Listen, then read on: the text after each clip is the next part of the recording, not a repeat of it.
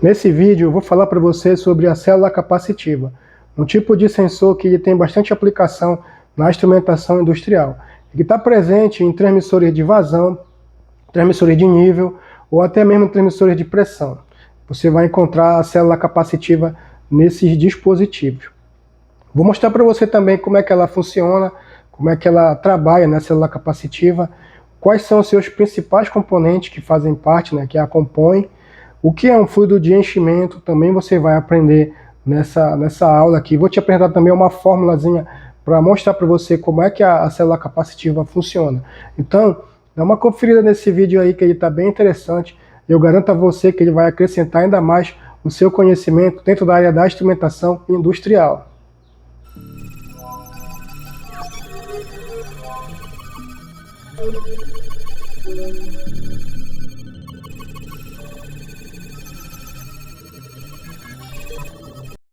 Seja muito bem-vindo ao canal da manutenção. Nesse vídeo eu vou falar para você sobre um importante sensor que ele tem muitas aplicações dentro da instrumentação industrial.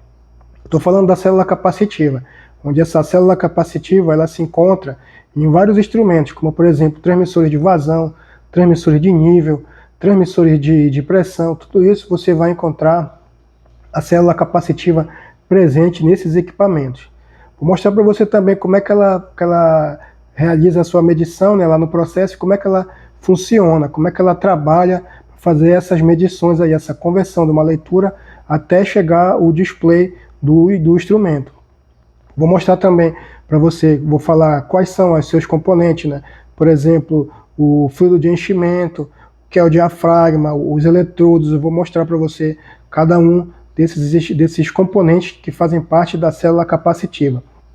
Vou falar também do fluido de enchimento, o que é o fluido de enchimento, quais são os produtos que são utilizados como fluido de enchimento nas células capacitivas, Também vou falar nesse vídeo, mostrar uma fórmula para explicar, para exemplificar, como é que funciona, essa conversão, de uma pressão através de uma capacitância. Eu vou apresentar uma fórmula da fórmula da capacitância, onde você vai entender lá, por meio da permissividade, da área e da distância, você vai entender como é que a célula capacitiva ela faz essa conversão. Tudo isso você vai aprender aqui comigo agora nesse vídeo. Se você gosta do nosso conteúdo, se inscreve aí no canal, deixa o seu like, faça o seu comentário. A sua participação ela é fundamental aqui para a gente do canal da manutenção. Vamos começar abordando o conceito de célula capacitiva. Ela é um tipo de sensor que utiliza o princípio da capacitância para medir a pressão. Esse dispositivo, eles têm a capacidade de medir mudanças na pressão através de uma variação na capacitância. A célula capacitiva ela está presente em vários instrumentos, como por exemplo, transmissores de pressão, transmissores de nível ou transmissores de vazão. Esses instrumentos eles utilizam a célula capacitiva para estar realizando as suas medições das suas grandezas. Existe uma fórmula que eu consigo demonstrar como é que eu faço para achar a capacitância da nossa célula. É a seguinte, a capacitância ela é igual a área vezes a permissividade magnética dividida pela distância, aonde a capacitância ela é diretamente proporcional à área das placas e inversamente proporcional à distância das placas. Quando a gente aplica uma pressão lá, que vem lá do nosso processo, que a gente está medindo, ela é aplicada nas placas, e a distância entre essas placas, ela muda. E essa mudança é o que resulta, consequentemente, uma variação na capacitância. E essa mudança, ela é medida através dos componentes eletrônicos presentes no transmissor. Nós sabemos que hoje a eletrônica está bem avançada nesses instrumentos aí. E ela é convertida em um valor de pressão que será mostrado para a gente, em um display alfanumérico, ou enviado um sinal lá para o CLP, para mostrar lá para a sala de controle o valor que o meu instrumento está lendo. É assim que ele vai estar trabalhando. Vamos começar a entender o funcionamento da célula capacitiva na medição de um instrumento que faz medição de pressão diferencial. O meu instrumento está conectado no meu processo através das chamadas tomadas de impulso, que é o local onde o instrumento realiza a medição da grandeza física. Aqui eu tenho um exemplo de uma tomada de impulso, tá? Ou tomada de medição, que você tem aqui duas válvulas manual, essa e essa, que quando elas estiverem abertas, você vai estar realizando a medição da sua variável. E lá no instrumento, vem esses tubos aqui, esses dois tubos, que as pessoas costumam chamar de tubo OD. É um tubo feito de aço inox. Você vai conectar ele lá no instrumento através das câmaras de baixo e de alta. Aí você vai estar realizando a medição da grandeza da variável, tá? Esse é um exemplo de uma tomada de medição. Existem várias formas de você realizar essas medições nos processos. Isso aqui é somente um exemplo.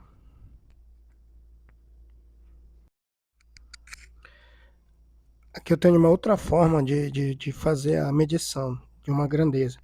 O meu tenho o tanque, né? E o meu tanque ele tem um flange. Aí é só eu conectar o meu instrumento também flangeado ao tanque, configurar o instrumento e realizar a medição. Isso aqui é uma outra forma. Como nós sabemos, né, os instrumentos têm vários tipos. Tem instrumento que possui chamados selos, né, volumétrico, ou flanges.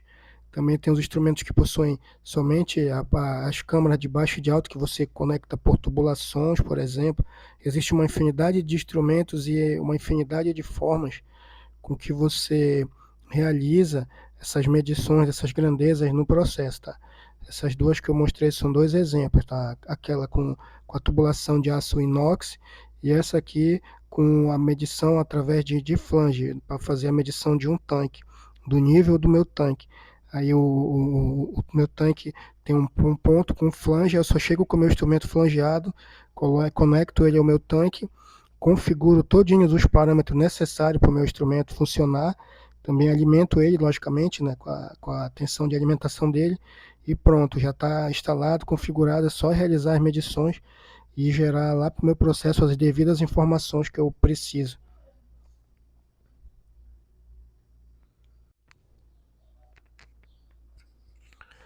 Como é que vai funcionar a nossa célula capacitiva? A pressão ela vai chegar no instrumento através das câmaras do instrumento, que são de baixa pressão, representado pela letra L, e a de alta pressão, representado pela letra H. Lembra que eu já abordei em outros vídeos o que é a câmara. A câmara é o local onde o instrumento se conecta lá no nosso processo, tá?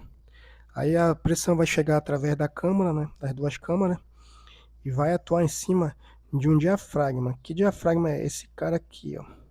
Vai atuar uma pressão aqui e a outra pressão vai atuar aqui. E essa pressão ela vai atuar em cima de uma cerâmica. E essa cerâmica ela vai mudar, ela vai modificar a distância entre as placas do capacitor. O capacitor ele está representado bem aqui, ó.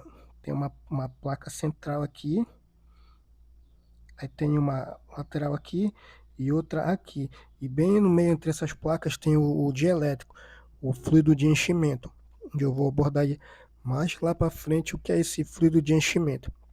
Então, à medida que essa cerâmica ela atua em cima da placa, ela diminui a distância entre elas. E essa modificação vai gerar um valor de capacitância.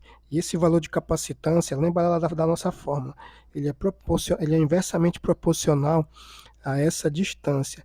E eu vou pegar esse valor de capacitância e ele vai ser tratado pela placa eletrônica do instrumento, que vai me gerar um valor de pressão correspondente ao valor da capacitância que ele está fazendo aí a medição, que ele está fazendo essa transformação aí, o meu capacitor. É assim que ela vai funcionar.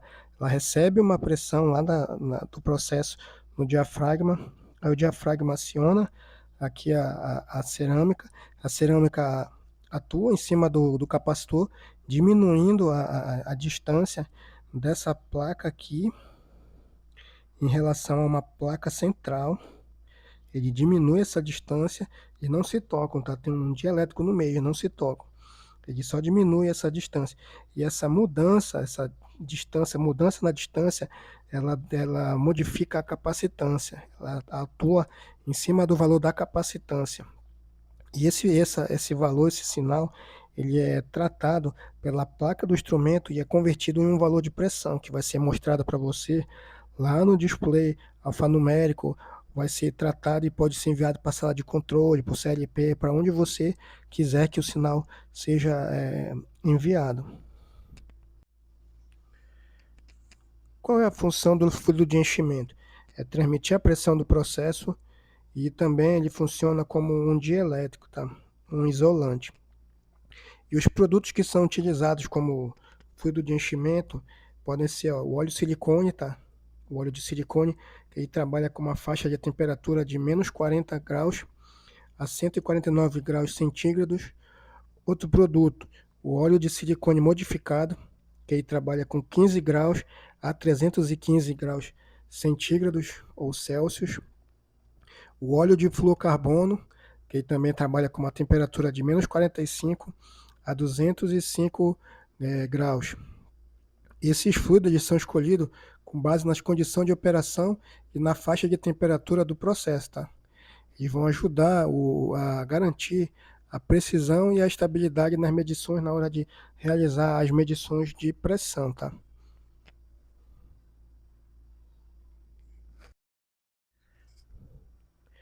Aqui eu trago um exemplo de diafragma, tá? Esse diafragma que é o responsável por receber a medição de pressão que vem lá dos instrumentos através das câmaras de baixa e de alta pressão. E esse diafragma ele atua em cima da cerâmica que vai atuar em cima do capacitor, modificando a distância entre as placas, tá? Isso vai me gerar um valor de capacitância, que ele vai ser tratado pela placa do instrumento, e vai me gerar um valor de pressão.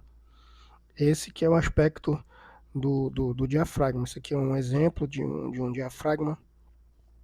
É assim que ele parece, é uma peça metálica e ele é bastante sensível para realizar essas medições. As células capacitivas elas possuem algumas limitações com relação em comparação com outros tipos de sensores. A sensibilidade à interferência ela é uma delas. Elas podem ser afetadas, tá, as células capacitivas, por interferências eletromagnéticas ou de radiofrequência, o que vai precisar que a gente faça algum tipo de blindagem ou isolamento quando a gente estiver em ambientes que tenham uma presença muito forte desse tipo de interferência. Outro ponto é o custo. Em comparação com outros tipos de sensores, a célula capacitiva ela é um pouco mais onerosa com relação ao custo inicial, mas a durabilidade dela, a longo prazo, esse custo ela se paga, entendeu? Você vai ter um custo inicial um pouco mais elevado em relação a outros tipos de sensor, mas a durabilidade do instrumento com esse tipo de tecnologia a longo prazo você tem um custo-benefício, tá? A complexidade de calibração é outro ponto que de limitação da célula capacitiva. Ela vai exigir equipamentos específicos para você estar garantindo a precisão na hora da medição, para você estar fazendo as calibrações, manutenção preventiva, para fazer a troca de peças, você vai precisar de equipamentos um pouco específicos para estar realizando esse tipo de atividade. Um outro ponto que faz de limitação da célula é o ambiente, as variações ambientais.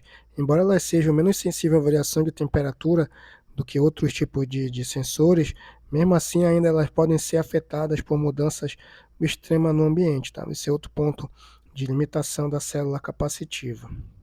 Com isso, nós chegamos ao final de mais um vídeo aqui do nosso canal. Nos vemos no próximo vídeo. Até lá.